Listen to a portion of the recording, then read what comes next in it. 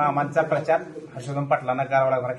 म्हणजे तुम्हाला माहितीची उमेदवारी निश्चित झाली असं अपष्ट म्हणायचं किंवा तालुक्यात त्यांचं माझ्यावरती प्रेम असल्यावर कसं आहे, हर्षवर्धन भाऊंवर काय कार्यकर्त्यांचं प्रेम आहे, शेवटी साहजिक आहे. हर्षवर्धन भाऊंच्या कार्यकर्त्यांना वाटतं की भाऊंना मिळालं पाहिजे.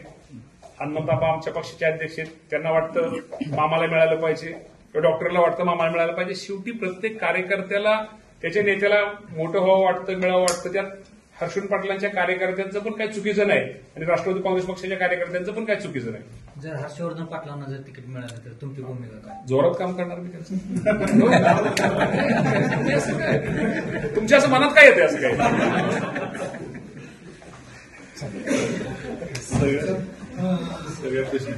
चला, थँक्यू. ओके.